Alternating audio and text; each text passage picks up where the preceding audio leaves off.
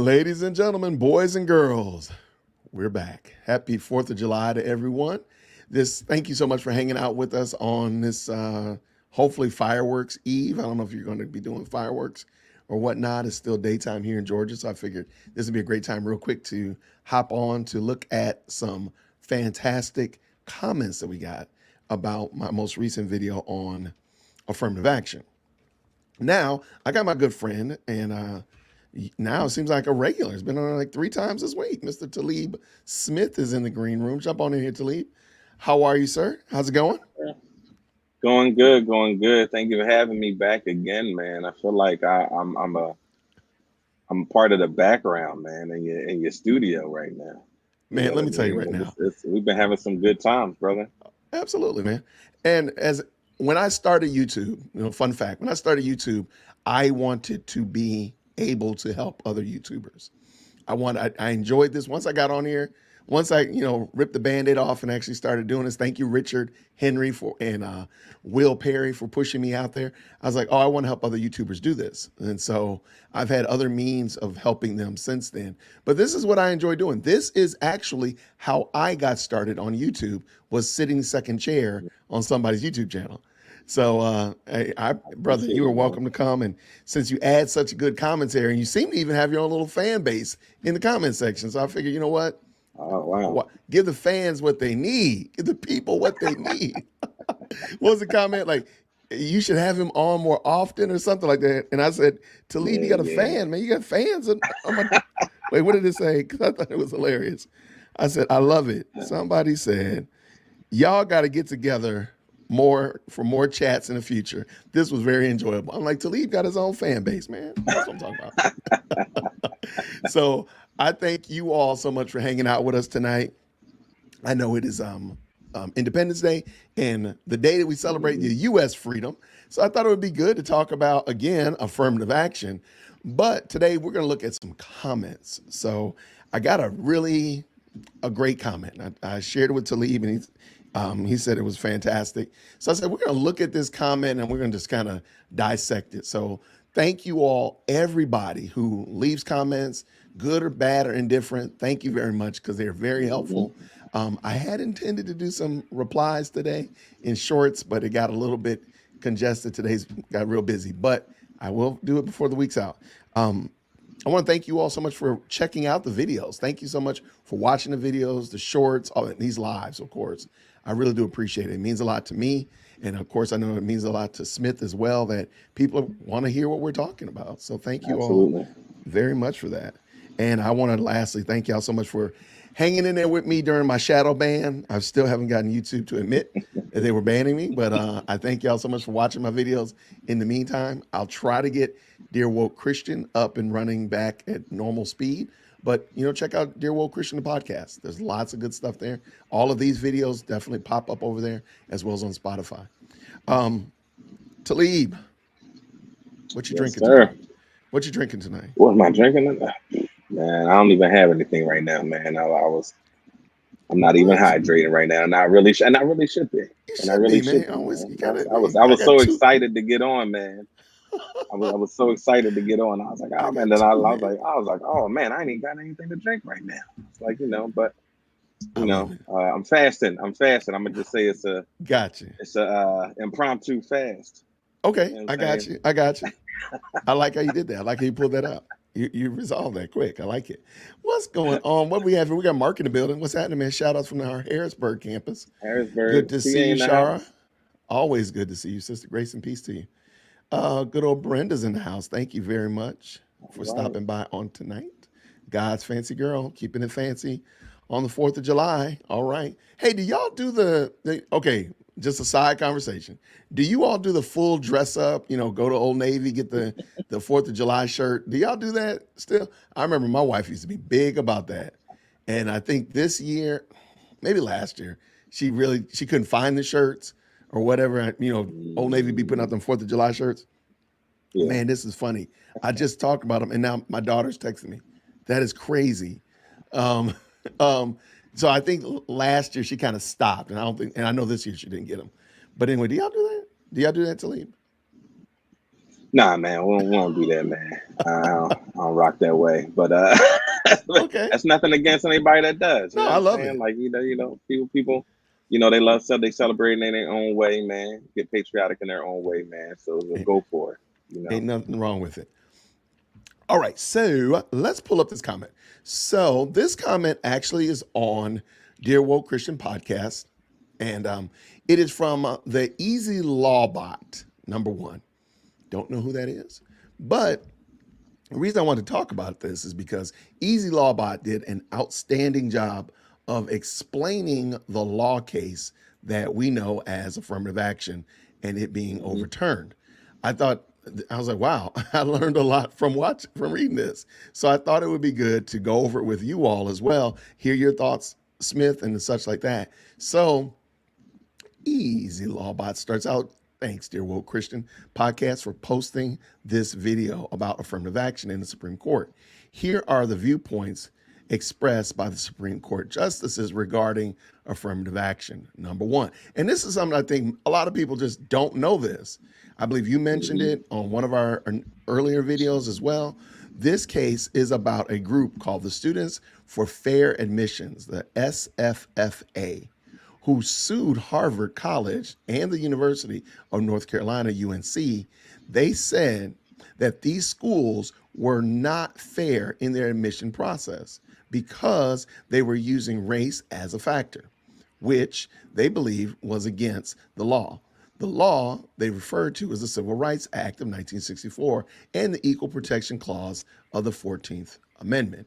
So again, I tell people all the time, laws have consequences. So when they did this in 1964, they never thought that Asian students or other Right. students would be able to utilize this, and Hmm. even to some degree against the people that they wrote the law for in 1964. How wild is Right. that? But I also think, and we'll talk about it in a second, I also think Harvard was wilding out with the way that they were applying it. That's just my little two cents. You got Hmm. anything you want to say? Yeah, I mean, it's all about application, and that's one thing about law is that the country changes, Yeah. demographics change, and it'll constantly change, so you really do have to think out, what are the effects of this, and then how should this be practiced, and how should it not be practiced. I'm no lawyer, or anything like that. I'm no expert on constitutional law, but common sense, Right. tells you, biblical common sense just tells you, I mean, there's a consequence to your actions if you're trying to satisfy one particular group. Another particular group can suffer later on, and that's kind of what we're seeing and what we're living out now. I like it. Thanks, man. So, number two, the Equal Protection Clause is the part of the 14th Amendment that says that every person should be treated equally by the law, no matter their race, color, nationality. I don't even know how they got past that. Seems like they should have led with that. Like, that's it. Now, the Yeah. SFFA believe that by considering race in admissions, Harvard and UNC were not treating all applicants equally. I mean, they weren't. They weren't. Wow. I mean, I just thought this was such a good summary of it. I wish I had it earlier because I would have loved to have gone over this a day or two ago, but this is great. So, number three, the court looked at the history of the 14th Amendment and how it's been used in the past. They also looked at how other cases involving race and college admissions were handled. I do want to stop right here. I want to say that the people that are doing the hand wringing, the woe is me, this is only in regards to college admissions at the current Right. moment. Right. So don't worry, you can still be racist and still use racial bias when you hire people. Don't worry. You can still do that Uh, in your business practices and your selling practices. Don't worry, you can keep doing that. But at the moment it's only involving college admissions, you know. So mhm. they found that while diversity in a student body can be a good thing, it must be handled in a way that treats all applicants fairly and equally. I mean, Mhm. what more can you say? Like, what more needs to be said, It's not rather? much.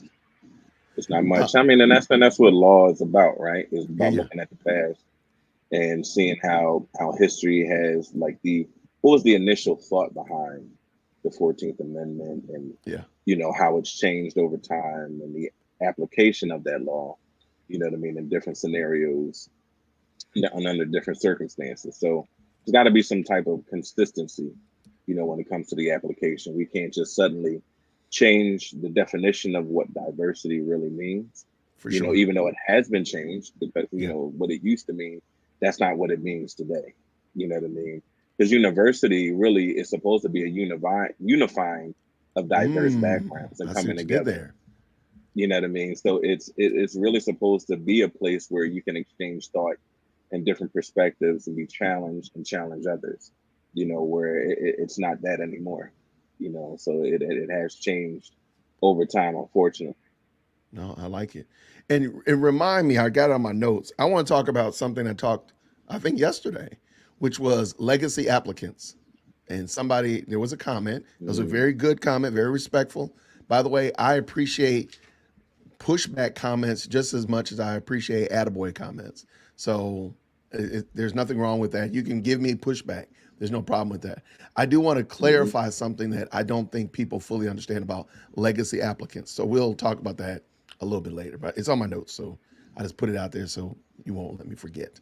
Number four, the court also looked at the idea of strict scrutiny.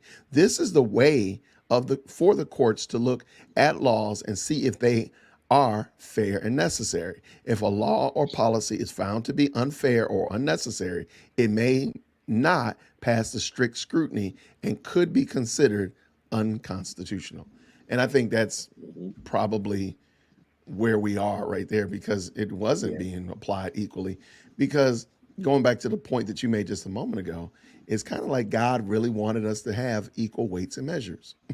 Like he Hmm. wanted to deal with everybody fairly. And when we do that, we don't have to worry about these type of situations where, I mean, outright and blatantly, the law says you cannot consider race and ethnicity and nationality, but they were doing that. To me, that right there was a Hmm. door stopper, a showstopper right there. Let me Yeah. get to the next slide. Sorry about that. All right, let's see. Number six. The court also said that the school's admission systems did not have a clear endpoint. And we talked about that when they were explaining how they did this. This means that there was no clear plan for when the schools would stop using race as a factor in admissions. I mean, there we go. This was Uh-huh. another reason why the court said the school's admission systems were not fair. I mean, the bad thing is that they even made room for you to do it as long as you had a sunset clause to it. They said Mm. like, oh, Yep. you can use race. That's funny that the Supreme Court said, oh, by the way, the law says you can't, but if you have a sunset clause in it, said it will stop doing it in 2025, then Hmm. it would have been okay. It sounds like. Do you agree with that, or what do you think? Yeah, I think it's a combination though. In light of how they applied it, though, they would have to apply it right, Yeah. and then have a clear goal in terms of, okay, we're using it for this particular purpose to get diversity, because let's say we can't tell, what I mean, and there's other factors that make it so close, we can't tell who's who, Mm-hmm. unless we use race as a factor as well, a determinant factor, one of the determinant factors, and this is how we use it, and this is demonstration of how we use it, and then say, de facto, this is how we're going to end it, because this is the goal that we have in mind, For sure. for diversity, and for, you know, um, if you want to say equal in the playing field, which, I'm not necessarily in that camp, but No, I'm um, right there with you. yeah, yeah. So I think it had to be a combination of both. I got you. I'm with you 100%. However, number eight, the court also said that schools can consider how race has affected an applicant's life. And I think we heard this from Kim Iverson yesterday, where they're going to start allowing students to write about their experiences in race and so forth. Now, Sorry, they Jay. Did can't. we do? I'm sorry, Jason. Did we do seven? Did I skip it? Wow. What do you know about that? I think we might have Producer, skipped cut seven. that part out, edit that, and we're going to start now. And being the fact that I'm the producer, We already in trouble. Number 7. The Seven. court decided that the admission system at Harvard and UNC were not fair and did not follow the Equal Protection Clause of the 14th Amendment. They said that the school's use of race in admissions were not clear, specific, or fair enough to be allowed. And I think that's kind of what you were explaining there, Talib, Yeah. that you don't have a clear, you're not using it fairly, and you don't have a clear ending of it. So, um, anything else you want to add to that, man? I think that was great. No, I think that pretty much said it, man. You got to have a clear cut goal if you're going to use something like this. I mean, this is in this day and age, this is a very muddied issue to begin with. You know what I mean? Absolutely. Like this is not 1940s, 30s, where there was clear evidence of systemic racism and Hmm. race-based law that was against African American. I'll use African Americans and Black Americans, in such a way to their disadvantage, as a group, but now it's just not the case, so that's it's already a muddy situation, once we get into this issue No, of I agree affirmative action. 100%. All right, let us continue. Now I'm going to go to number 8. However, the court also said that schools can consider how race has affected an applicant's life. They can look at how an applicant's experiences with their race has shaped them and what they can bring to the school because of those experiences. Hmm. I think that's a cop out.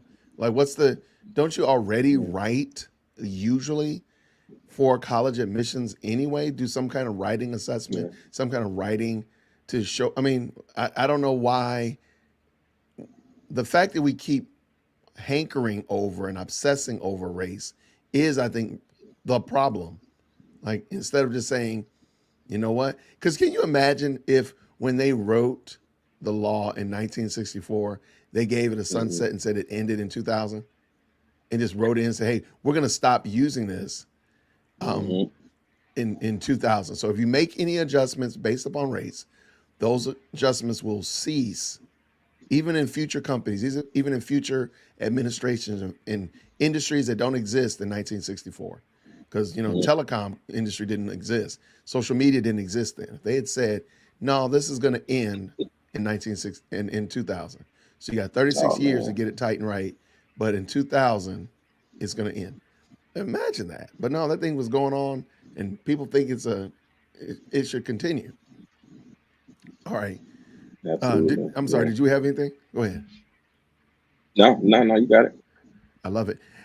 Number 9. In the end, the court decided that the admission system at Harvard and UNC were not fair and did not allow for follow the law. And they said that the school's use of race in admissions was not allowed because it was not clear, specific, or fair enough. Which I don't Hmm. see and don't understand what the problem was with that. I think with this, and again, this comment is on Dear Woke Christian podcast. And I think it's very clear. And I'm going to go on a limb and say that many of the people commenting about this don't understand what Legal Law Bot put out here. Now, again, I'm glad that they broke it down and synthesized and put it on the Hmm. low shelf for me. But I mean, there's lawmakers that are saying things. There's politicians that are saying things Yeah. that got me thinking. I don't think you know what you're talking about. So I'm not saying I'm above them, but just take the time and understand what you're speaking on before you get out here and flame bait something so ridiculous as this commentary. But go ahead, my friend. Amen. I think it's pretty clear cut. Once you simplify, why the Supreme Court ruled the way they ruled, Yeah, and the negative effect it had. Even though and even if you had well-meaning people in Harvard and UNC, which I don't think you do. That's just my take. okay, Um, it's you have to look at the effects and you have to go by the law. And I'm thankful for this is why I'm thankful for to live in America. You know what I yeah, mean? absolutely, To go back to a document that you can rule other documents by. You man. know what Come I mean? on. That's what constitutional law is all about, right? So it's basically having some type of objective document to a degree. Everything isn't objective, when it's Right, made right. by humans, but it's subjective enough to say, okay, we can call this a ball, call this a strike. There And you go. that's what's going on here. That's all that's going on here. It's not about, the system is systemically racist. That's why it's going this way, or this is why they're Republicans. This is why they're ruling this way. No, they're trying to be fair and objective. As Supreme Court justices, and that's what it's about. I love it. A great call. So, you know what? The Supreme Court decided that the SFFA was right. They said that Harvard and UNC were not treating all applicants equally in their admission process, which is against the law. They said that the schools needed to change their admission system to be fair to all applicants, no matter their race. Because please keep in mind, this is while affirmative action is in place. So, Hmm. uh, again, as we said before, Harvard and UNC and probably countless other schools are not applying it in a fair and equal way, an equal weights and measures type of way. So therefore, they're not following the law, which said that you can't consider race in any way. Right. Like that right there should already stop. That we should already stop. We, you know what? We out of pocket because it said don't do this, and we're still wilding out. We still doing it. Yeah, yeah, and what has a point to make as well, man, is like what has affirmative action done I think that's an in excellent recent question. history? You know what I mean? Like, and I'm not trying to be facetious. I'm not trying to um, be funny or sarcastic, but what real life effect has it had? If these individuals, Black Americans, whoever, are smart enough to get into Ivy League schools, then they're smart enough to get into Ivy League schools. It shouldn't be preferential treatment. You know what I mean? So my push and the reason I called you today was I was thinking about like, man, there are so many instances where we read in the news or we watch on TV or see in social media a group of people going hard in the paint for somebody who's done something criminal. They've they were shot by the police officer because they were in the midst of a crime, or they got run Hmm. over because they were doing something crazy, and people going hard in the paint for them. And I'm like, Yeah. where's that same energy to students that are trying to go to college, for example, or students that are doing the right Hmm. thing, for example, especially from the highly melanated community? Where is that energy? Where's that same veracity and intensity to go hard in the paint for the graduating class of your local high school?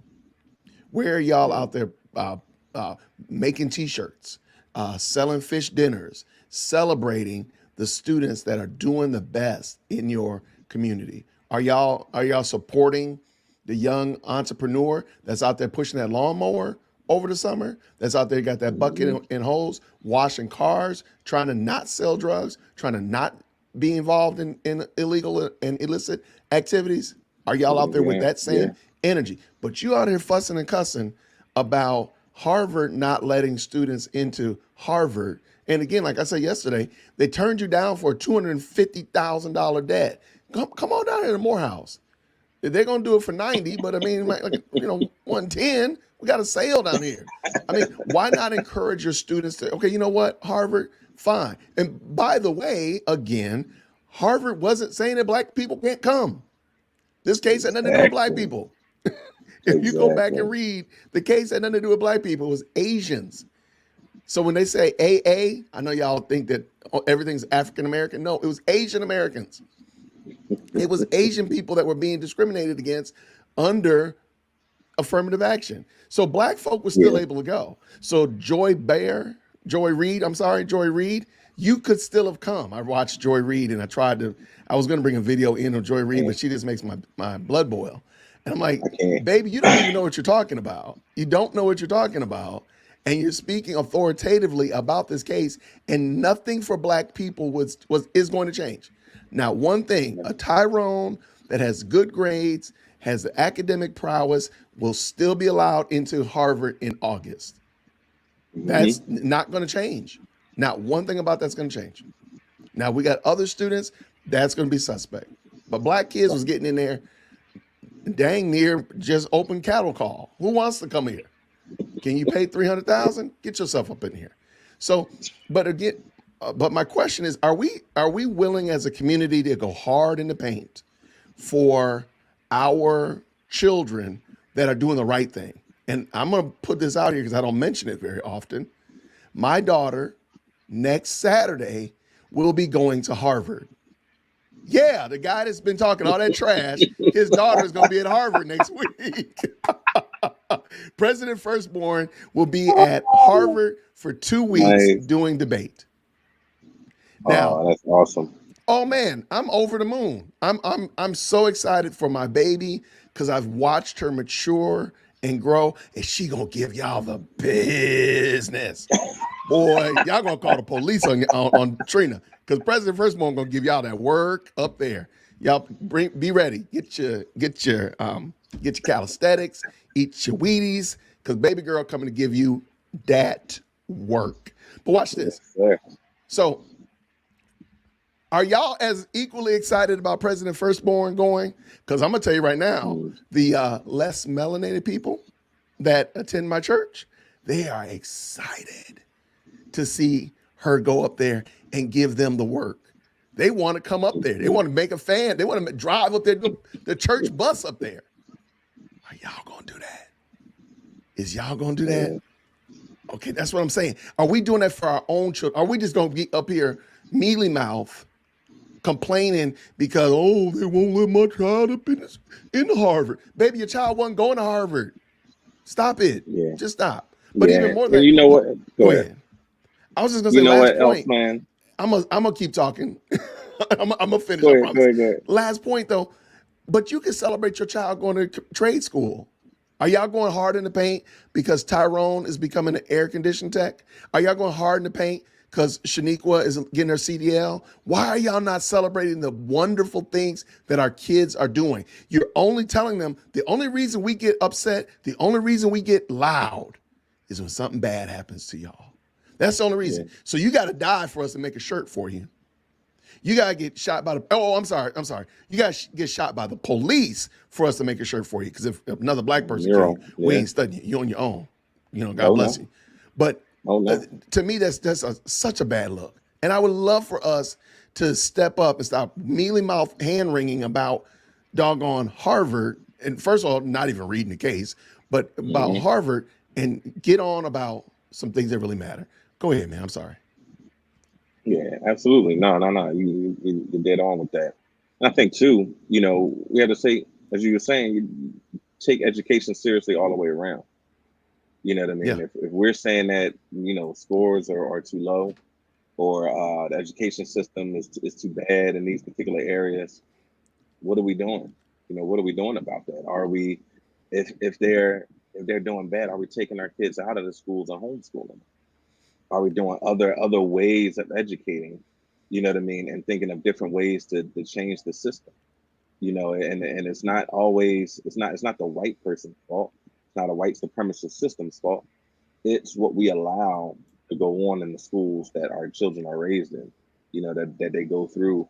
That they're in like 6 7 hours a day, for and sure. not really being prepared for these higher education institutions, what I That's mean, good that have catch. rigorous courses, and just because you're a top student at your particular inner city school, once you get to a Ivy League school, the courses are rigorous and highly competitive, Yes, and it's no joke, and it's not just about classroom work, it's about the social side of it as well. Are you prepared to be as disciplined and responsible in come on. college? Because you might be smart, but you may not be responsible, and ready for that particular environment. So there has to be some changes, and this is not to every black family. Of course there are plenty of parents and black parents that take educate their child's educations very seriously, Oh, for sure. and make the precautions, what I mean, necessary in order to get them to where they want to go. You know what I mean?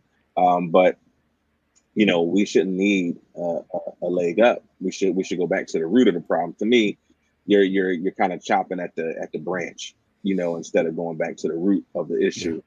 And it's about that preparation and that culture of, what's your study habits?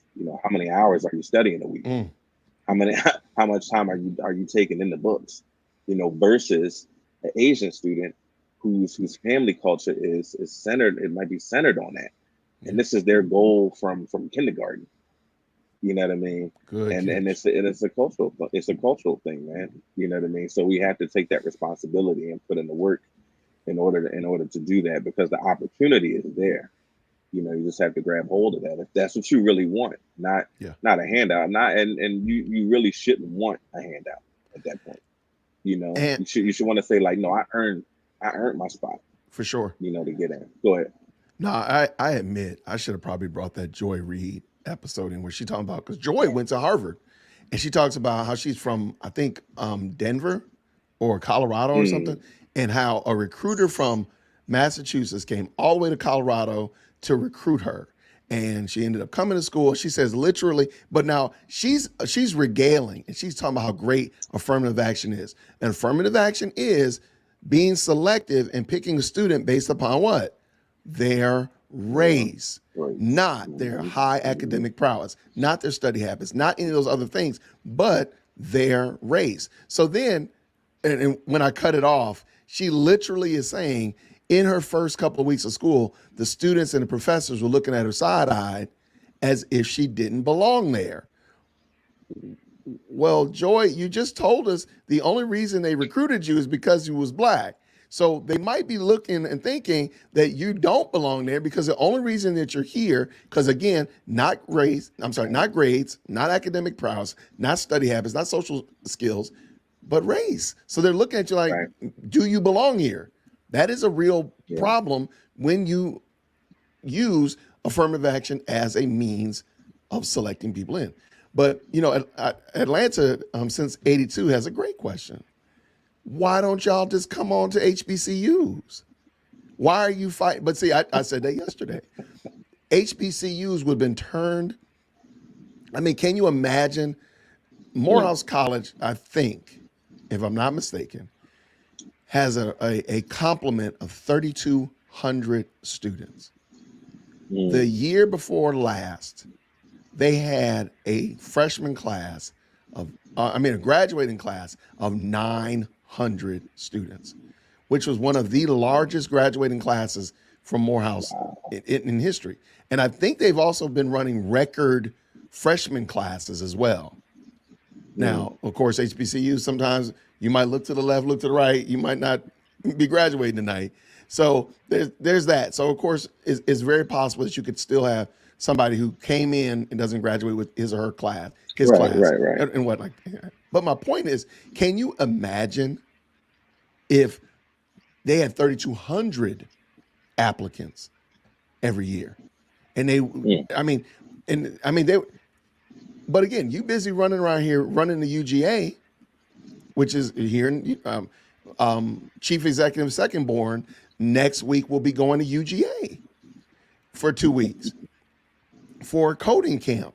And I mean, it's a great school. It's a wonderful school. I enjoy going up there. I'm like, hmm. hey, Athens is fun.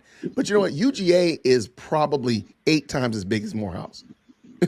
I Mm. mean, like, imagine if y'all Yeah, had, if yeah. all of y'all wasn't fighting and clamoring to go to these other schools, athletes as well as academics, and you huddled all that energy into your local HBCU or whatnot like that. Man, that would be insane. But see, y'all busy Yeah. acting like y'all gonna fight with me in the comment section, argue with me. Oh, wait, okay. Joy Reid got called to debate. I can't pronounce this person's name, but I'm starting to really enjoy this person, so I don't want to Oh, the Swami. misrepresent the name. Um, the presidential candidate on affirmative action. Tell to debate that man. I would love for her to debate anybody. She can debate me. I'll debate her. She can debate. She can debate President Firstborn. I guarantee you, she'll get some work. She'll get worked. that she Yeah, it's will. it's I can nonsense. tell you, my 16-year-old will get Joy the business. Whether they should win or lose, it don't matter. She gonna get work from a 16-year-old. But before we go to your segment, because you sent me some clips that you wanted to reference, I do want to talk about those. I want to talk about legacy applicants, because this is a big part of, somebody wrote a very nice, very kind, respectful comment about legacy applicants, because AOC was talking about that they should do away with legacy applicants. And I want to give you an example, a visual example, and see what you think about it. So you own a business, okay? You have Talib's widgets and Whitaker's widgets, and it costs me and it costs you $100 to get a brand new customer that buys widgets from you, okay? Because you got to do the marketing, you got to do the advertisement, you got to pay for all that kind of stuff like that, and it costs you $100 to get another client. However, every time somebody comes and buys from you, they send you another client. So that new client costs you how much? Zero. Yeah. Costs you nothing. Yeah, because it's a referral. Because it's a what'd you say it was? A referral. A referral. Legacy applicants is nothing more than a referral system. That's all it is. So I, as a Morehouse man, have been trying to get my daughters to agree to go to Spelman since they were able to understand English. So I've been trying to push this. So if they decide to go, that cost of acquisition for that student for Spelman is nothing, because I've been taking the burden to convey that to them. Now, what they will do if you make a referral sometimes, if like, for example, if you suggest somebody to your business and you get a referral bonus. Why? Because they say, hey, it usually takes us X amount of thousands of dollars to get a new employee, but you suggested this employee, so we're going to break you off a little bit of bread to thank you for suggesting a new employee that lasted, 90 days or whatever like that. So the exact same thing is true with legacy applicants. The exact same thing. Now, why are more legacy applicants white than black? I don't know. Now, I'm willing to put on the table that it's because of racism. Okay, I'm willing to put that on the table. Sure, white folk just hate black folks, so they want to go to Harvard. There you go, no problem. Now, is that the only reason though? Well, of course not, because there's more. The reason they call them minorities is because they're lesser of there are fewer of them in the population. So by default, the majority would have more kids to be legacy. So I'll give you racism, but you got to give me the fact that majority versus minority. Okay, got to give me that. Watch this. You also got to give me the fact that not a lot of black people want to live in Massachusetts. I'm allergic to the Mason-Dixie line. I'm allergic to it. Everything above the Mason-Dixie line makes me itch. So I don't go above the Mason-Dixie line. So there's a very high probability that even if my parent had gone to Harvard, if my mom and my mama and my granddad and my great-granddad had gone to Harvard, they were not going to get a legacy student from me because I don't like the North. So I'm going to give you racism. You have to give me minority versus majority. And you also got to give me the fact that there's a possibility that the kid just doesn't want to go there. Black folk don't predominantly be rushing up to live in Massachusetts. And that's dang near Canada, okay? Like, come on. Like, that's just not going to happen. They got winter 9 months out of the year. It's just not going to happen. So you have, and the reason I bring that up and the reason I mention that is there are other reasons that you have to give the same level of energy and the same level of veracity to. Sure, they hate black people. Sure. Even though they were accepting black people at a higher rate than any other people group, sure, they hate black people. Okay, whatever. But you got to consider that the reason they have legacies is because there's more white students just by default. You can't have an equal 50-50 white black because there's not 50-50 white black in the United States. Just think about it. You're able to do that. You're able to do that. So that's why. So I want you to think about this and not just run for the lowest hanging fruit. Oh, it's racism. No, that's fine. Put it on the table. But there's got to be some other ways. And I just gave you 2, and I actually haven't had enough of my coffee yet because I could probably come up with 3 more before this thing's over with. But That was just my little argument. What you think about that? Yeah, yeah. No, no, no. I think that's good. That's good. Um, And if there is some, you know, just looking at the comment. I'm about to comment. Go ahead. Don't get distracted. Oh man, but yeah, legacy is a thing, and if someone has done well in the past, if someone's great grandfather went, then the grandfather went, then the father went, or vice Right. versa, the great grandmother went, then the mother went, and then the daughter's going. There's a chance but they still have to meet the requirements. For sure. It's not as though, oh, they just automatically get in. If that's being done, I could see what you're saying. But if legacy is there and this person is a donor, they're highly involved in the school and they got school spirit. There are going to be some things that gives you may give you a leg up on someone else. Just in terms of involvement and the stock that they come from, in terms of, oh, they did very well. This is the success story with this particular legacy story. You just don't get in based upon, oh yeah, Your that's daddy. my dad, unless it's some other stuff at work. You Right. know what I mean? But generally, if my son went to my alma mater, you know, he ain't gonna get a leg up. He's gonna still have to get the SAT score, Right. and he's gonna have to still get in and meet the qualifications to get into the school. End the story. So Tina Marie, exactly. I'm from the inner city, worked in the inner city urban school district, and I've never heard a student even mention Harvard or Yale. I mean, for real. And I'll be Yeah. 100% honest with you. When before President Firstborn got into this debate program that she was in, I wasn't very clear on where Harvard was. My former employer is in Boston, and had that not been the case, I Mm, probably wouldn't have. I mean, I know where Harvard is, but again, it's not something I think about. But also another thing, I'm going to add more fuel to my argument about um, legacy applicants and legacy students. Keep in mind also, if I can tell you for a fact, my Morehouse brothers who have students that go either to Spelman or to Morehouse, we posse up a whole lot more on campus than we did when we didn't have kids that go there. And what I mean by mm, that is we go to homecoming a whole lot more. And now that we've gotten older and our money's a little bit better, we go to homecoming and we do a whole lot more. So this homecoming, we're going to the alumni tent. We ain't just hanging out in the tailgate. We're gonna go hang out with the adults. So that means that the school is gonna get more money from us. Why? I'm gonna say because our kids go there. I have a roommate who both his daughters graduated from Spelman. One of them just graduated this past May, and Craig, his son, is there.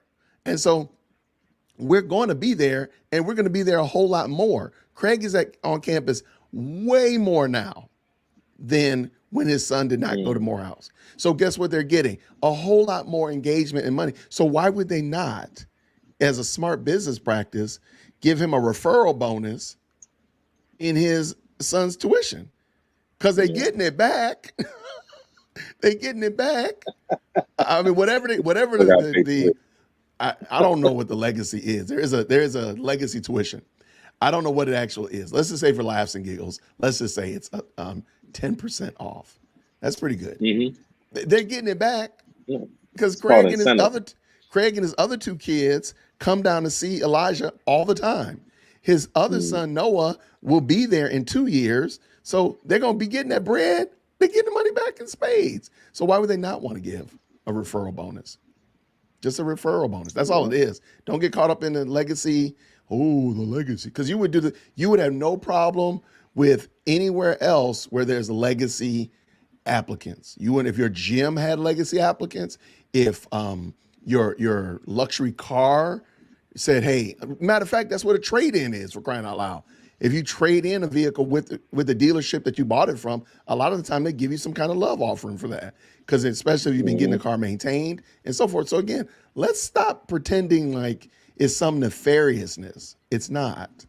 Because I Yeah. promise you, if your employer said, hey, Susie, hey, Tommy, that person that you referred, that you told about our company, they've been working here for 6 months, and here's a check for something with a comma in it. I guarantee you ain't giving that money back. So stop acting deep.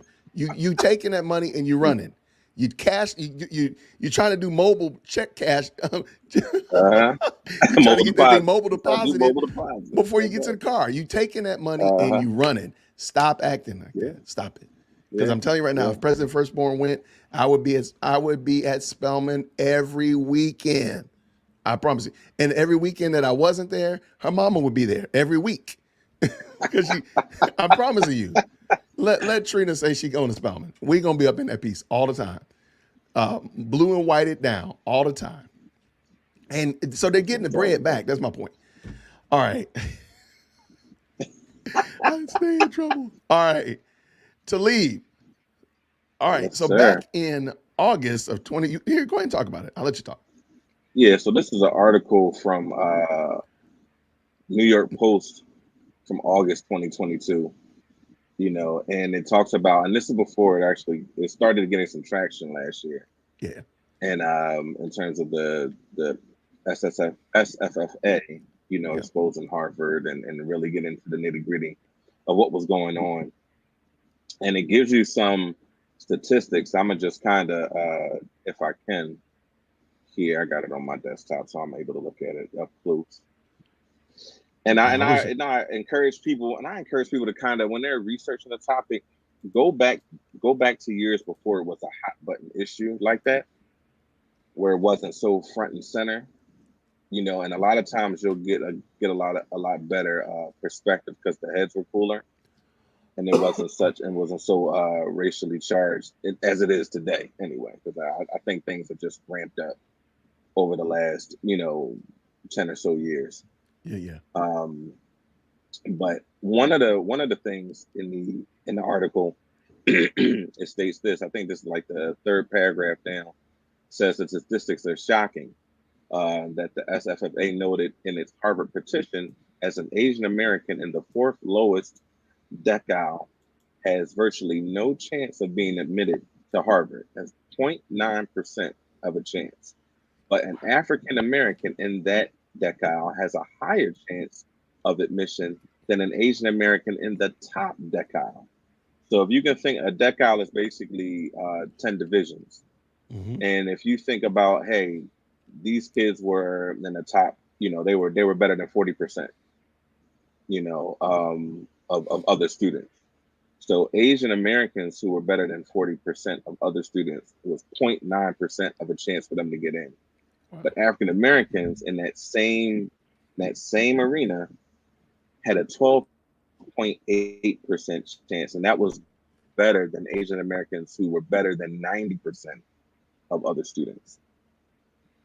So that tells you Wow. something. That's extremely telling when you can point to statistics like that, when you can point to numbers and not just anecdotes. When you can say this is the idea at work. This is the policy that's at work here and has been at work for some years, and it has this negative consequence. And let's just even say, Harvard doesn't necessarily want to discriminate against Asian Americans. They just want to give African Americans a leg up. Yep. It is detrimental to the Asian American applicant then. And that alone should tell you that there's something wrong with the way you're applying that particular law.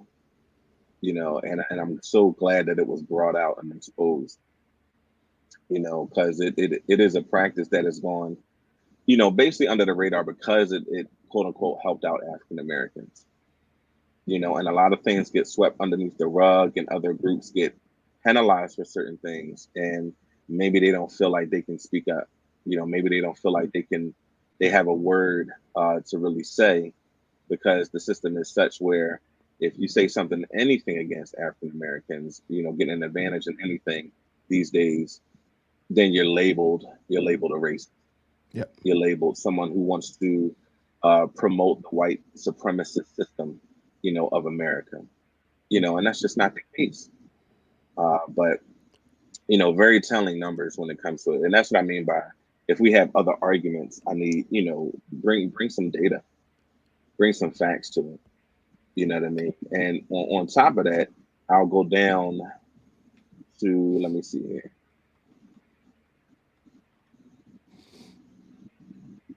Bro, we're gonna have to start getting subscriptions, man. These ads are out of His control. ass These killing me, ads bro. out of pocket. Yeah, you right there. You right there. Oh, It's okay, right there. cool. Not a single. It starts right there. Not a single college or university served the Asian students. To the contrary, several dozen briefs were filed against SFFA on behalf of hundreds of colleges, universities, higher education, and professional school associations, teachers unions, and more than 1,000 professors and deans, and even college basketball coaches. That tells you something. Yeah. That tells you that there's a system in place. You want to talk about revealing systemic or systematic racism? There's something that you can actually point to. When not one single college or university supported the agency. When they talk about briefs, these are I think it's called um what's it called, acumen, or some type of briefing, like it's called friend of the court briefing. And Okay. this has nothing to do with the two parties that are involved. These are people that are kind of like outside but have a vested interest in the case, and how it may affect them. So you'll have associations, other colleges and universities, in case in point, in this particular law battle. But I like it. that Yeah. means that these associations can enter in and have their lawyers enter in briefs to try to influence the judging on the case. And this comes from both sides. For But sure. Yeah. um, but yeah, to say that not one college or university supported the Asian students, that That's that's more than wild. troublesome, man. That's disturbing. That's seriously disturbing, man. No, Go ahead good and jump in catch. on it. And just remember and think about, if this were in any other way, if this was flipped any other way, um, in any other way, let's say American Indians or Hispanics, if this were anything else, if you just change some of these words, not a single college or university supported Hispanic students, Native American students, Hmm. any black students. Imagine the vitriol that we would be hearing. That should be the same energy that we are addressing this for Asian students. I am not an Asian student. I'm not even a student, for crying out loud. However, I can see that this is wrong. I mean, I don't need Yeah. to, you can see that this is wrong. And therefore, that should be enough for you to just say, like, hey, this is wrong. It's not the right application of this law to for this group of people. And again, and I see us our energy for other groups. We'll have energy for other groups, but we, for whatever reason, we don't have energy for the Asian community, which to me doesn't make any sense. But it is what it is. So what I want to kind of point out as well is kind of the bigger picture here. Yeah. And just thinking about not just affirmative action, but higher education and academia overall. Hmm. You know, why? You have to start asking the question, why? Why are they fighting so hard for affirmative action to stay in place? Why are they doing that? That's a good question. And I have a particular, and my theory would be this. When you have a certain demographic that you want to get in, let's just say, Hmm. African Americans, and you're giving them an advantage to come in, even though their scores don't test as well, their scores aren't as high. You're getting this particular demographic in. Question is, what's being taught on these campuses? Right. It's a liberal ideology. You might get a rigorous education for those that make it through, because you're going to have some dropout, For sure. but for those that make it through, one, I would have another question in terms of, do they change up the level of course? How rigorous is the course, now, or do they dumb that down too? I would want to question that. But um, for those that make it through and they go through this whole, indoctrination, series of indoctrination year after year after year for 4 years, maybe 6 years, because some graduate between 4 and 6. Um, Now, what do you have? You have a highly educated, progressive or soldier, basically. Now you have somebody that has a piece of paper with an Ivy League school across the front of it that can get into very influential places in society, i.e., Joy Reid. So you have Ah, a Joy. So you're able to pump out a progressive ideologue that's able to get into influential places in society and have an Ivy League degree behind them. And what does this do? This promotes the agenda. And you can't say anything about them because what? Because they're Black Americans right. and you sound racist. So that's like almost like a perfect agent, to push a particular agenda in society. That's just that's my theory. That's the way I think when I see this type of thing happening. It's not about this. Oh, Harvard just wants to be good and fair and give good advantages to African American applicants. Even if it's at the expense of other applicants that should rightfully get those spots. It's not about going back and saying, well, let's look at the high schools they came from. Let's look at the elementary schools they came from. Let's fix Absolutely. that particular system too in those states. Let's think about different ways of educating our children and have a homeschooling um, conference or seminar, how you can homeschool your kids and how they turn out better, Hmm. than going to a lot of these public schools, where they just getting pushed through, unfortunately. And it's not to say that you don't have well-meaning teachers or principals in public schools. I'm not saying all schools are like that either. But when you have the test scores that you have, that tells you something's going on. So instead of trying to fix things to kind of overlook what the issues are, you got to go. If the symptom is leading you to say that this is an issue and this is a problem, they need to check out what the problem is. You won't go to the doctor. You don't go to the doctor like that. You don't go to the doctor and say, I lost 20 pounds, in 2 weeks, doc, and I haven't even been exercising or eating differently. They're not gonna just put a band-aid on that. They're gonna say, oh, we need to do some tests and we need to go and see what the root of the problem is so we can diagnose this thing properly and get your health back in order. You might have a tapeworm, you might have something going on in your Yeah, system for sure. that's causing a defect. You know what I mean? So that's just what I think of, man. I think one of the things we also need to look at is our knee jerk reaction is to always explain a situation rather than deal with a situation. So again, looking at your example right there, somebody loses 20 pounds in a week and they just explain it away and they might say, oh, you know what, I've been super stressed, I haven't been eating enough. Okay, there we go. And they just want to kind Hmm. of just flick it off with a hand wave, kind of like, oh well, it's racism. Bang. The reason I've lost 20 pounds because of white man. Bam, just done with it, rather than deal with like, well, let me dig into it, as you just said there.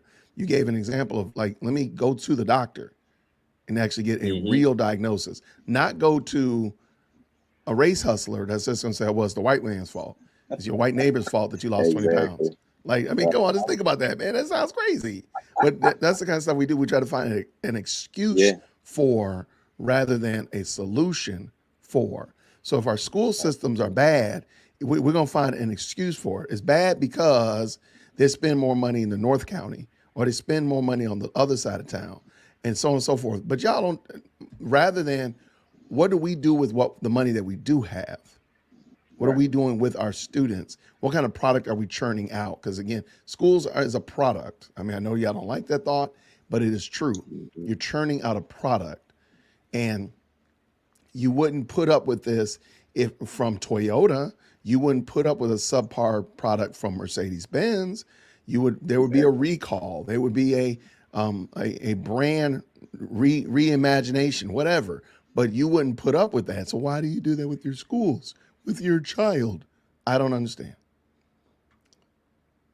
Did you have anything else on here? I know you it sound like your ear might have went out. All right, so all right, they were not happy. Yeah, I agree. Discrimination in the name of diversity is wrong. There you go. I agree with them 100%. You there? Talib, you are muted for some reason. You muted yourself. All right. So I dropped the link for this. Oh, actually, we're at the bottom of it.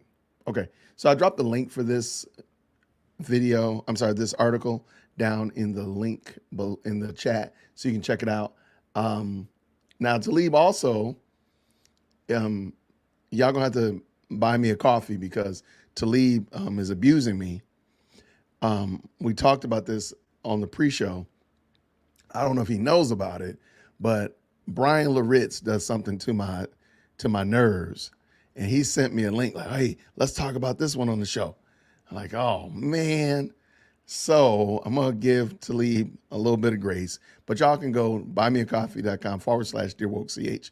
Help a brother out because this is gonna be bad. All right, are you back? Are you still muted?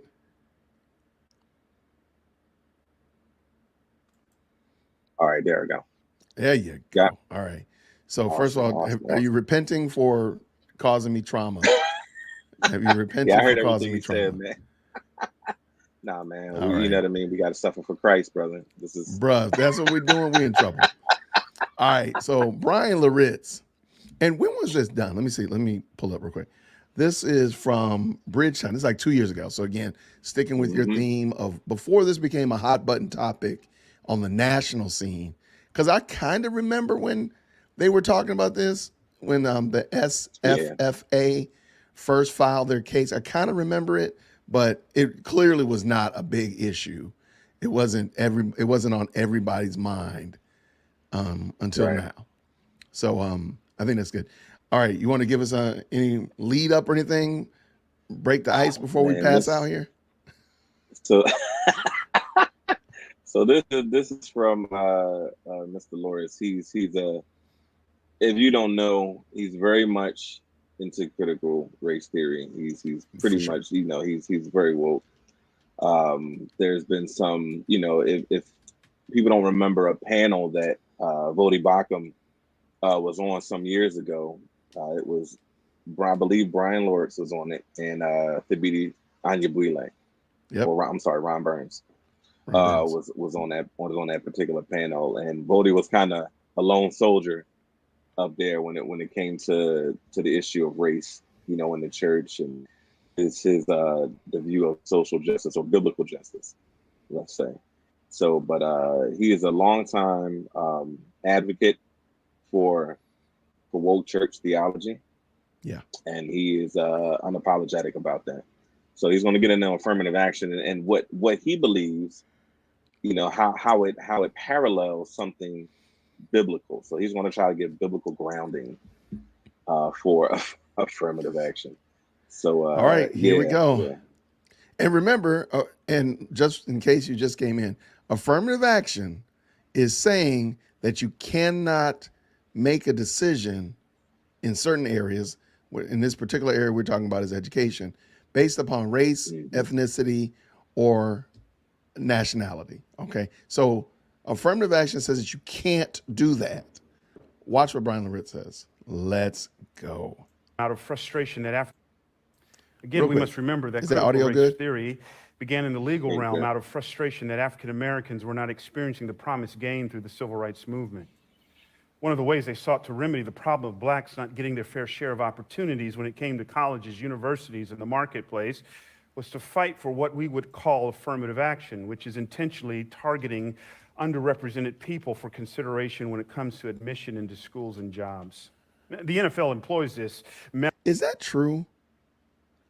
Because I thought we just read that the Civil Rights Act was that you could not do those things. Well, affirmative action was to, and he's gonna try to get into it a little bit, but we gotta look at we gotta contextualize it back into the '60s. You know, Right. if there was actual racism then going on, that's what it was trying to counter to say, you as a predominantly white school can't just say you got qualifying students that do qualify just as good or maybe better than their white counterparts. You can't just say no, we don't want you here. So it's the same thing as desegregating, desegregating the other schools.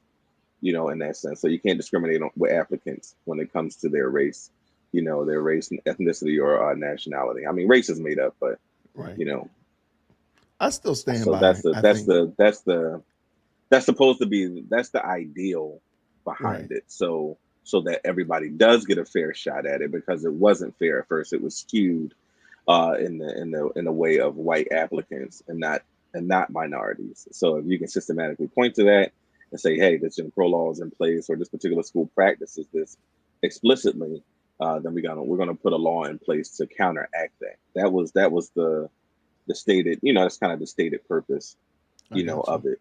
But like I said, it's a completely different context now. I stand by what I said before.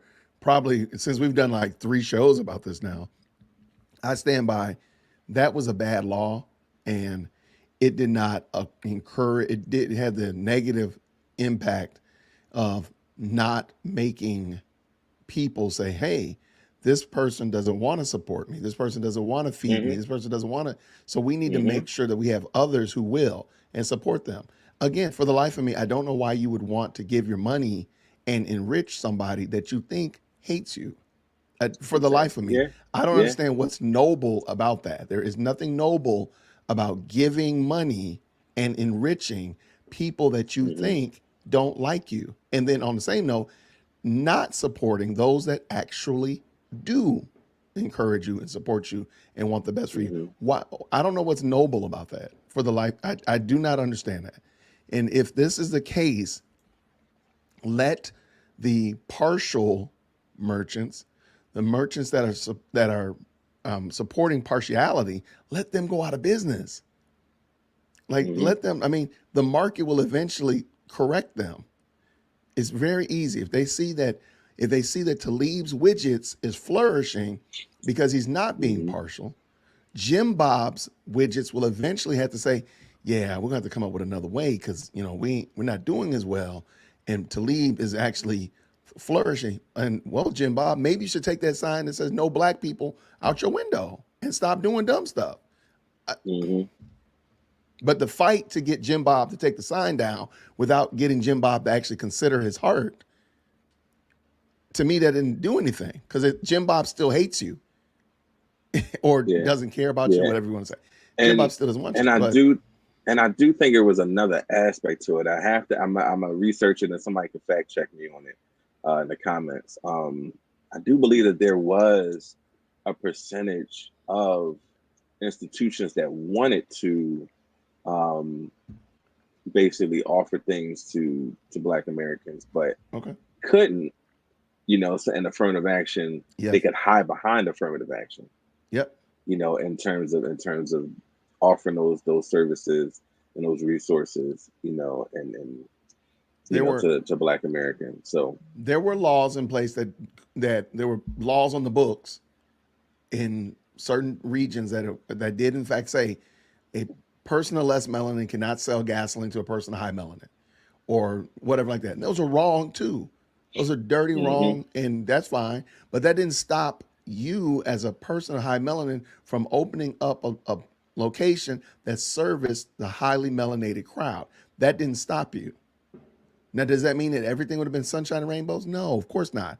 Everything's Hmm. not sunshine and rainbows now. So let's stop acting silly. However, by not establishing your own community, I think this community has become more consumer minded than producer minded.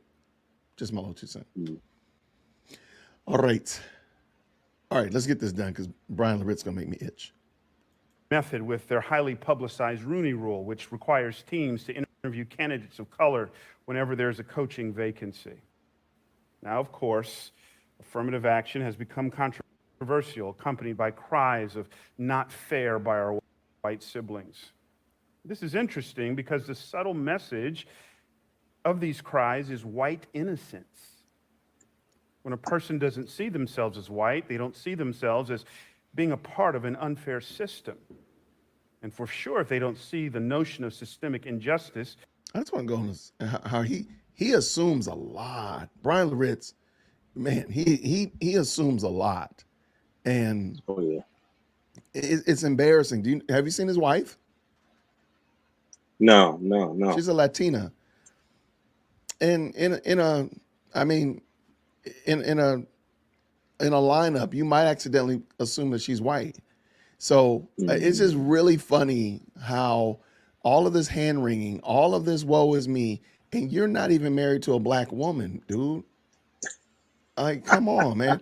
And I mean, and I see it in a lot of people. So when I mean, and again, I'm all for interracial marriage. Absolutely. Marry a woman that you love. Marry a man that you love. Absolutely. The problem is these clowns keep sitting around here talking that foolishness, and you married to somebody that's not black. Like Mm. the hypocrisy is just staggering. All right. They will not be pleased with affirmative action, so a few things need to be said here.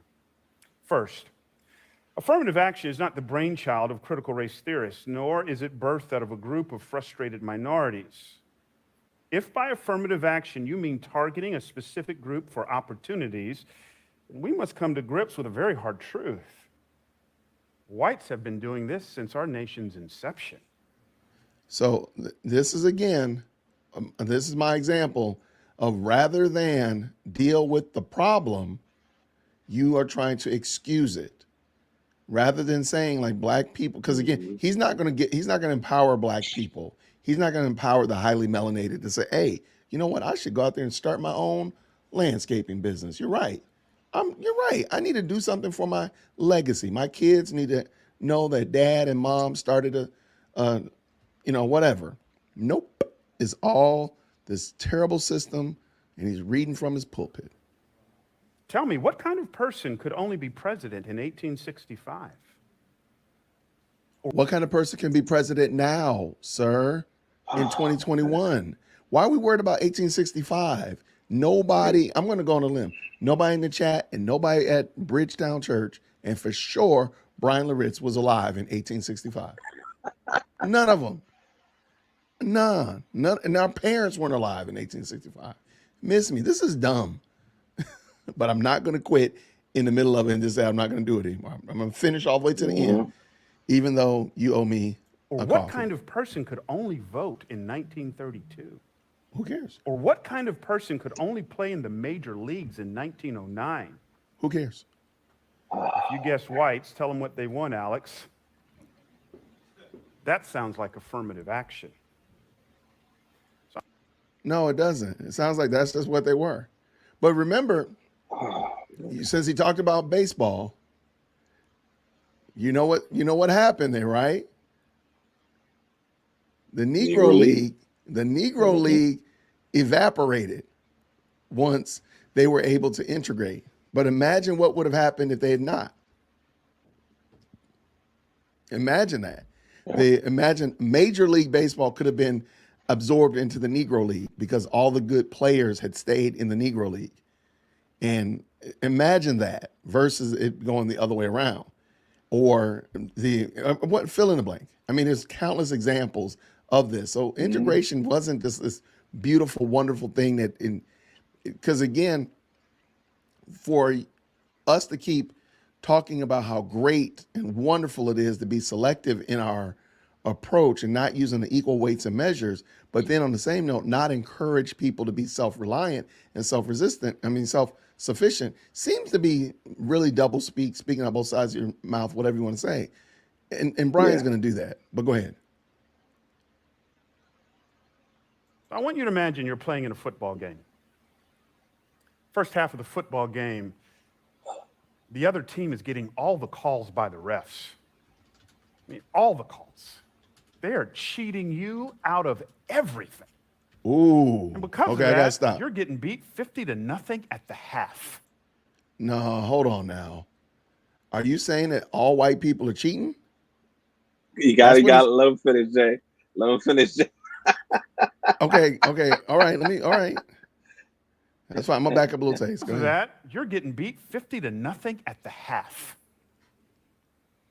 The referees come into your locker room at halftime and they apologize. Man, we are so sorry. We have wronged you. They write a nice apology statement.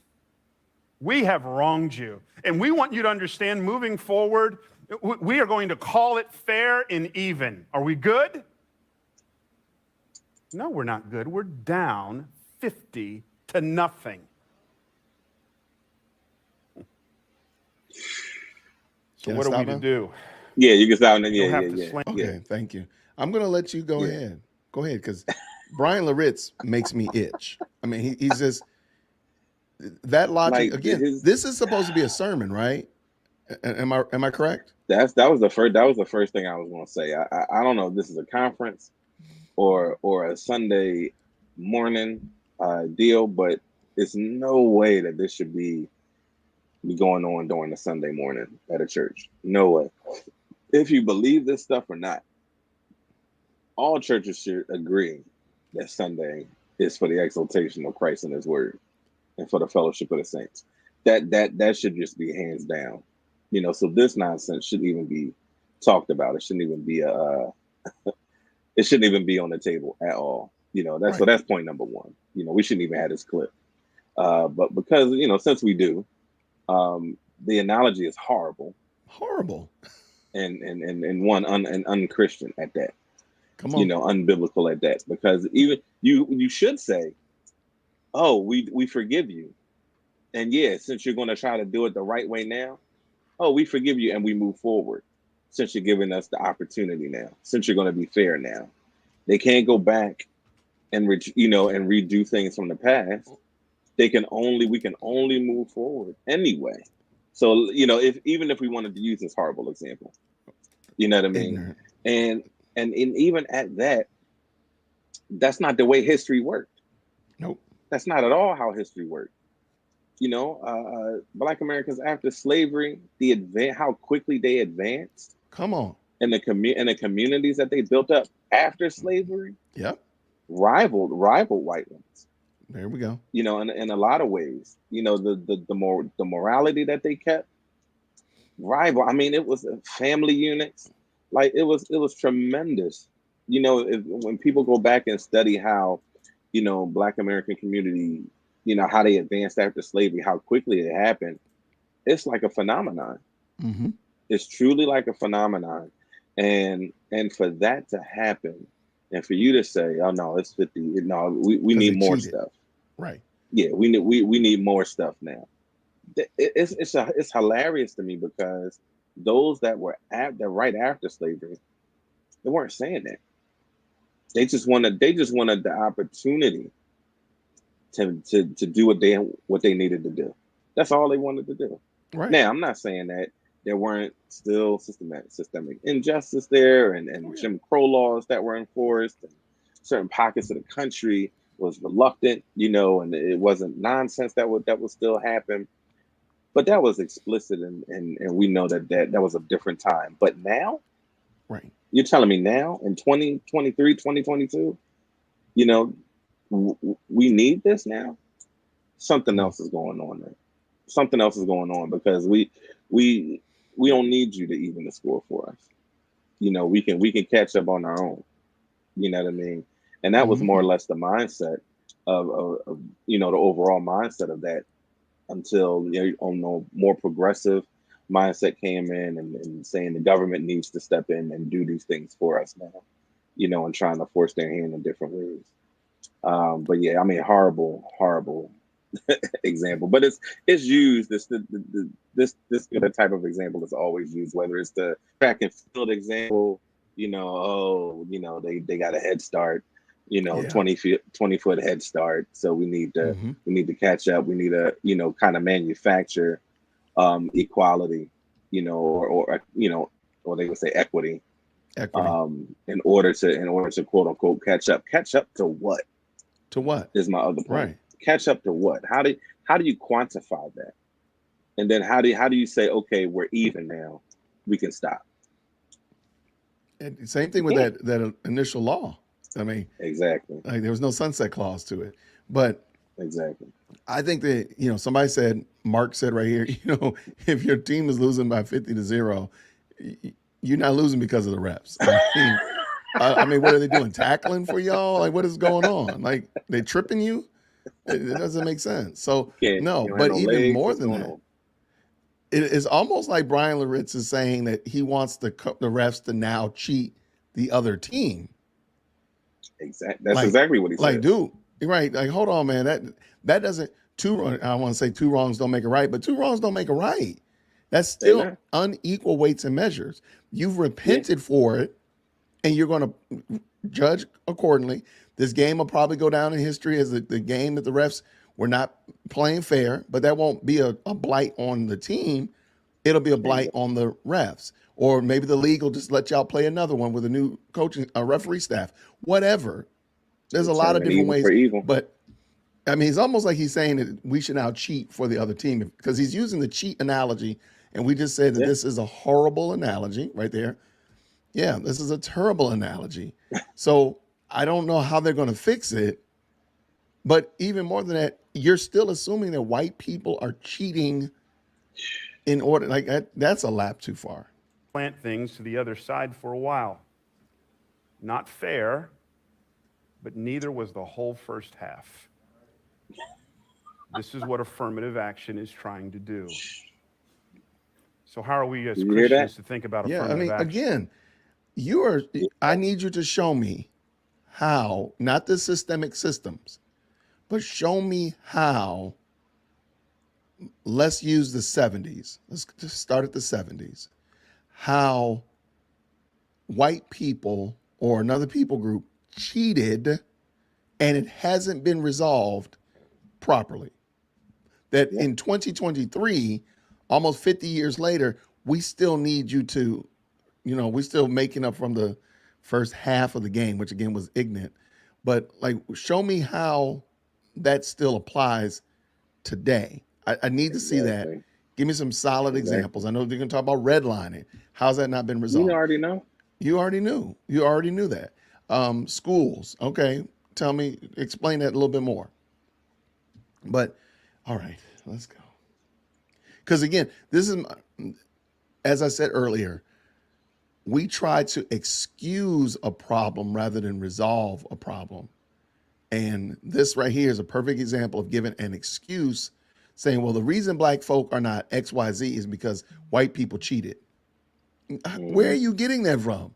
Rather than saying, wait, look, black folk, we need to do, our buying power is insane. The buying power of the black community is insane. You True. can't tell me that we can't build wealth. You can't tell me that. There's no way.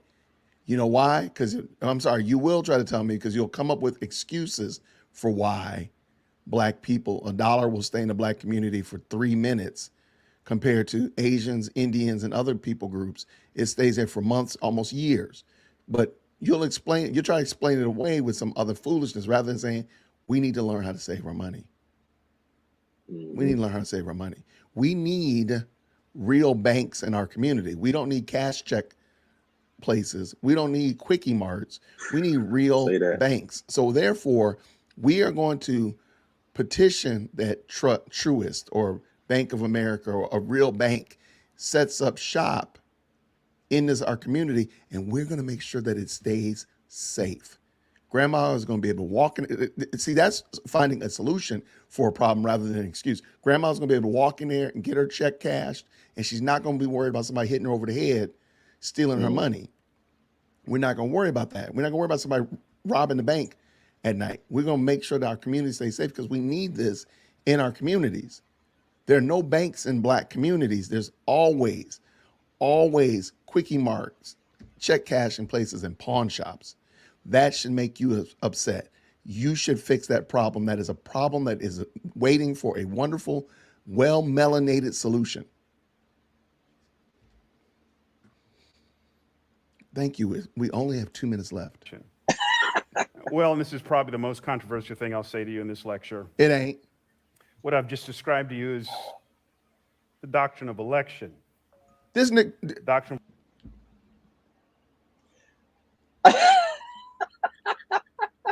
Y'all, I got to go. When you said it, I was like, he must not know what's about to come out. Because Did this man? brother, let him finish the nonsense. Okay, Wow. I'm gonna mute myself. It's hard. I'm gonna mute myself. I Of understand. election says we were all enslaved to a system called sin. Sin has not just colored our actions, but our affections and our hearts as well. Sin colors all of who we are. If sin were blue, we'd all be Smurfs. Now, the effect of this was to completely render us helpless and hopeless, unable to get to heaven in God on our own. Seeing us in our helpless condition, God came down and put on skin, walked with us, preached to us, and ultimately died for us, raising again the third day according to the scriptures.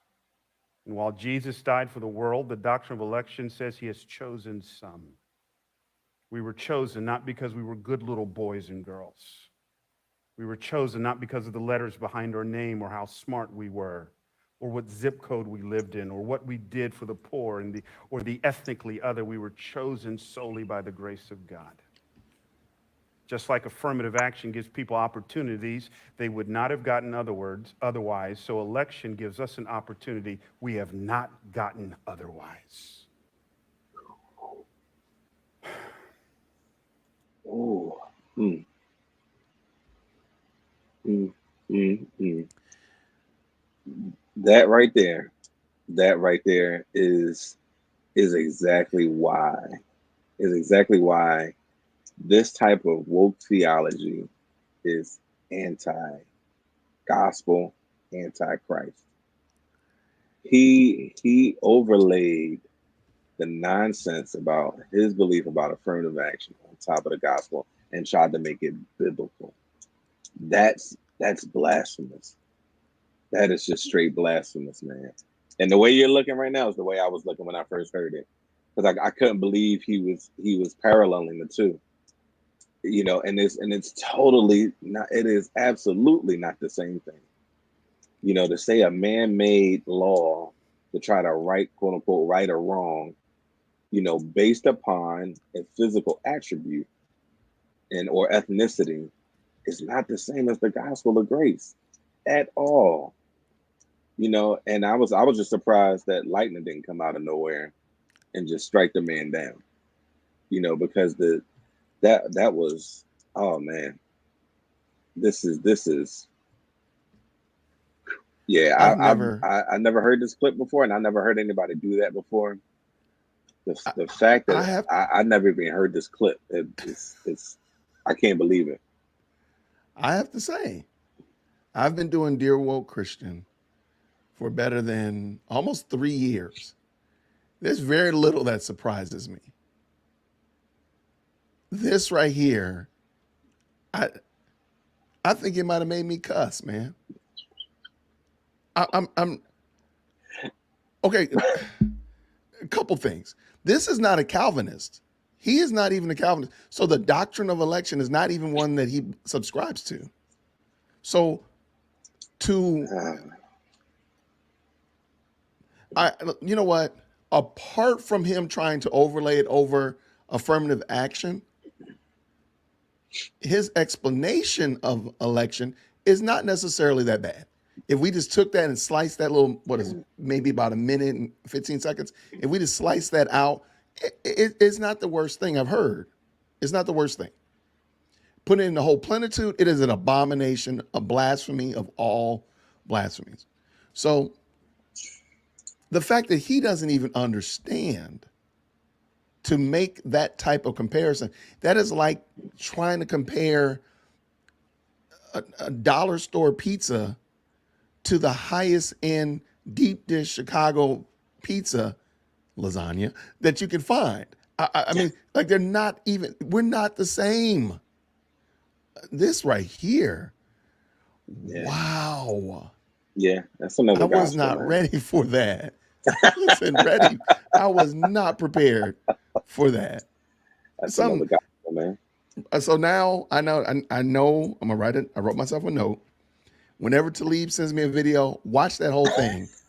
Cause I literally saw Brian Laritz and I said, oh man, I'm about to have some fun tonight. Oh my God. And I didn't even watch the rest of it. Now I've written myself a note in my little notebook. You can see my little notepad right here. Watch all of Talib's videos. If he texts me or emails me a video, watch it in its entirety. I'm telling you, Oh my man. gosh, I'm telling you, it's that's dangerous stuff, man. That's real. bruh. And the fact that the congregation can sit there and just take that in, because that's the first time they heard it too. Well, The well, I'm fact gonna that tell you right you now. didn't empty a church out Well, is beyond me. this church right here will not be empty for false doctrine. This Yeah. church will be empty because there's a sale on kombucha at Whole Foods or coffee enemas at the local yoga studio. There's not going to be left because of false teaching. This church right here is not going to be emptied out Oh because of false teaching. man, That's for sure. that's Dearwokesy at bad, man. gmail.com if you have a question, comment, or concern. Oh man, yeah. All right, So I'm gonna so try to finish this up, bruh. I told you, go I ahead, man. promised you I Go ahead. wasn't going to just quit in the middle, rage quit. So we got 90 seconds. Let's close with this. When I was in seminary, I shared earlier today, I was dead broke. I was She po. got kicked out. Couldn't afford the other O and the R. I received a scholarship only for people of color like myself. See, my school at one time did not let African Americans join. And so they wrestled with their racist past and decided to have a form of reparations by offering black people a scholarship. But why? Again, all right, fine. You went to a school that was integrated and such like that. But what about the black school that you could have gone to, or the school that was willing to allow you to go there? What if they had been enriched? I don't understand why y'all are so excited and you're so noble and so holy and so self-righteous that, oh, I went to somewhere that at one time would not accept me. What makes that good? I don't get it. I don't, and I might be missing it. And please let me know down in the chat if I'm just too big. I'm not big brain enough to understand. Why is that a good thing? Why are you noble for that? That doesn't make sense to me. All right. I mean, Vic just said it right here. He said, I was broke in college too. That's what Who happens when wasn't? you don't have a job. I mean, Who was? Who was a full-time student on campus? He wasn't really broke unless you had it like that. right. Everybody was to some degree struggling. Even the ones that was fronting, they were struggling though. But okay, almost done. I'm standing here today because of that kind of reparations. And I hate admitting it to you. I got a scholarship for something I had no control over, being black. There's no boasting here.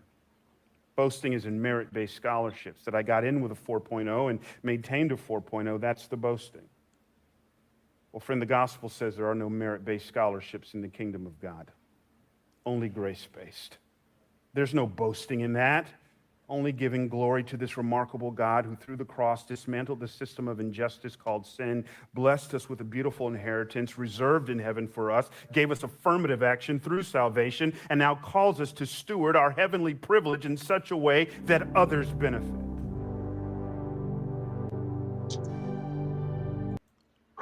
Talib, I'm sending you my buy me a coffee link. So you can go ahead and drop me that. Go on, drop that.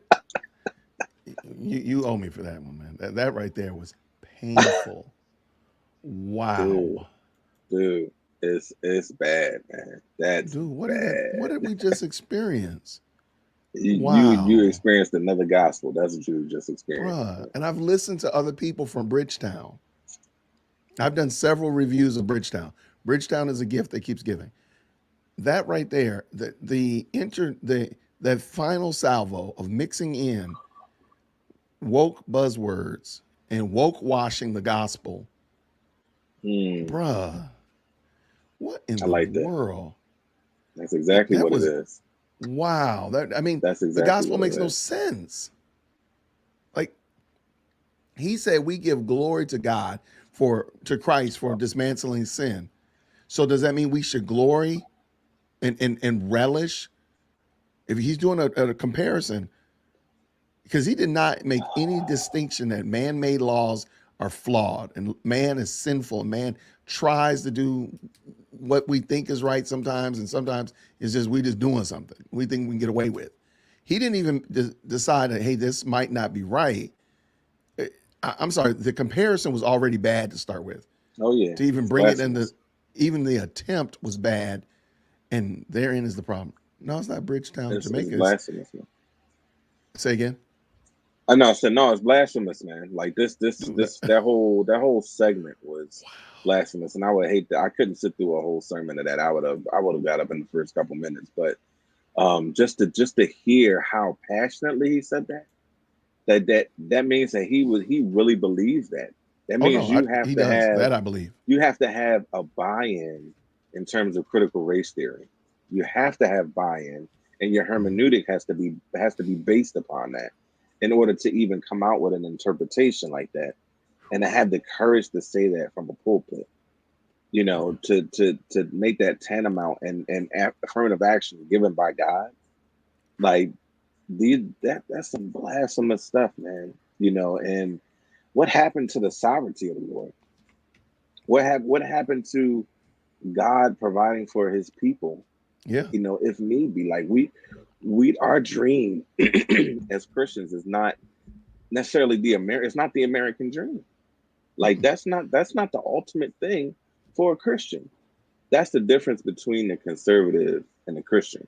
There we A go. Come on. conservative trusts in the Constitution, Yeah, the it being practiced at the right. highest level, and the American dream being realized by as many people as possible. That's what patriotic thought, and real conservatism is about. It's about maintaining that level of patriotism and That's good. constitutional law and being put in practice in society.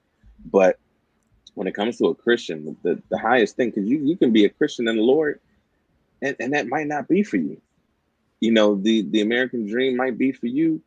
Hey, you're a trash man. You couldn't make it into Harvard. You couldn't make it into college like that. But hey, I'm making a living being a trash truck man, a waste management person, and I'm providing for my family, and I'm raising a godly family by the word of God. Come on. That wants to be a light at home and a light in this community. To say, my family's gonna promote the gospel of Jesus Christ.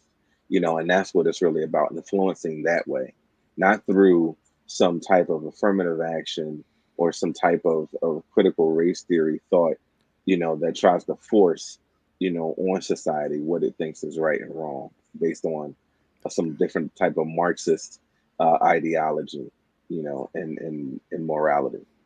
That's good. So we have liberal Christians and we have conservative Christians. And I've always said when you add a modifier to Christian, the first word gains power from the second. So the conservative and liberal terms gain their influence because it reduces what Christian actually is in the impact. But watch this, because you notice he was relishing the sovereignty of God, if you will, was manifest in that scholarship. But he didn't even mention that, God saw fit to give me a scholarship. Or even, okay, fine, God saw fit to give me a scholarship that's based on ethnicity.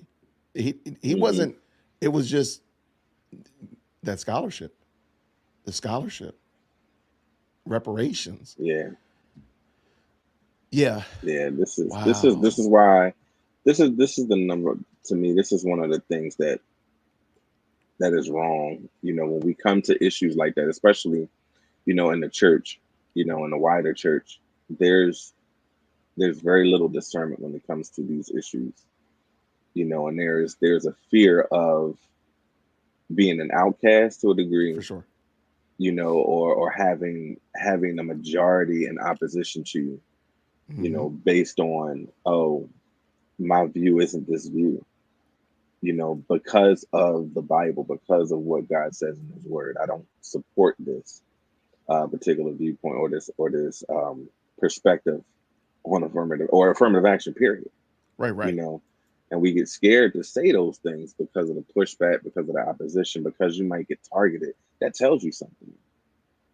That tells you that there's a system in place that promotes that. That tells you that there's a comfortability with, you know, silencing the opposition instead of actually hearing the opposition and challenging it with And facts challenging her. and having an actual conversation. They that's not what happens anymore. These campuses, they took a survey on campuses like Harvard, and many of the students don't feel comfortable sharing opposing views than what's put out on campus and what their professors state. And you know why? Because they're going to get eyed out. They're going to get targeted, maybe in class, Yeah. maybe outside of class with other students. That's you want to talk about, they talk about safe spaces. That's not a safe space then. If you No. really want to talk about safe spaces, you know, it should be the exchange of ideas. It should be a safe place to exchange ideas and to grow, intellectually. That's what universities are really supposed to be about. But, when we talk about objective truth, like the word of God, the truth stands on its own. For We sure. don't need to add on racial qualifiers, to the word of God to make it palatable or relevant. Mm. And we have to be discerning, when it comes to these issues, or else we just get overtaken and tossed to and fro by every wind of doctrine. When I started Dear Woke Christian, I really wanted to point this out, that the Bible is so much better and that the gospel is so much more glorious and that Jesus is so much more fulfilling than what we've been told. And my angle has always been, I want you to be mad at me. I want you to not, Mm, I want you to get angry at me. I want you to be angry at me, so angry that when I say that reparations is unbiblical, when I say that critical race theory is anti gospel, when I say that critical race theory is a cult, a different religion altogether, mhm. I want you to be mad. I want you to be angry. I want your blood to boil and your eyes to start blurring. And once you calm down, I want you to pick up your Bible and I want you to prove me wrong from the scriptures. Because I know emphatically, once you open up that book, it's Mhm. going to read your mail. Not because I'm right, because it reads my mail every day and twice on Amen. Sundays. So it reads me too. But the idea, the notion, this crippled gospel that y'all promote, that whatever that was right there that Brian Laritz said is going to send somebody to hell. It sent somebody passed away in the last 2 years that was sitting in that congregation that did not hear the gospel. And unless God was sovereign and gracious to them, they missed any chance of salvation. Because this fool is over here talking about reparations, and the doctrine of election is like affirmative action. So I want you to be angry at me. DearWokeC@gmail.com. Email management. We will gladly listen to you. But first, before you do that, get your Bible and show me where you Mhm. get reparations from. And this is one I always ask people, and it seems like I think they think I'm trying to be coy. Just send me the Bible verses. Don't interpret them. Don't exegete or eisegete or narcegete or anything else. Just send me the verses. Because if the scriptures are true, I should be able to come to this conclusion from the scriptures. So just send me the verses. Right. John, whatever, whatever. Acts, this, that, and the other. Leviticus, blah, blah, blah. Just send me the verses and let them convert me. Because I'm gonna get into the scriptures. If you send me the scriptures and say, Jason, this is where I get the idea that white people are lesser, or that there's different races, you're wrong about your idea, Jason, that there's different races. Here's the Bible passages that show that there was an Adam for Tommy and Sally, and there was an Adam for Tyrone and LaQuisha. Okay, show me those. Show me the verses, and I should be converted, and I should get on here and say, "Hey, y'all, there's two different races." But nobody's done that yet, and I believe it's because the scriptures are so clear. You almost Mhm. have to hate God's word in order to believe what Brian Laritz just said, what Jamar Tisby teaches, what Robin DiAngelo teaches, what Eric Mason spouts, and so on and so forth. You have to hate God's truth for that in order to subscribe to this foolishness, because it's almost so clear and evident that it's shining like a bright light. Like you just don't want the truth. Absolutely, man. Bro, that was painful, man.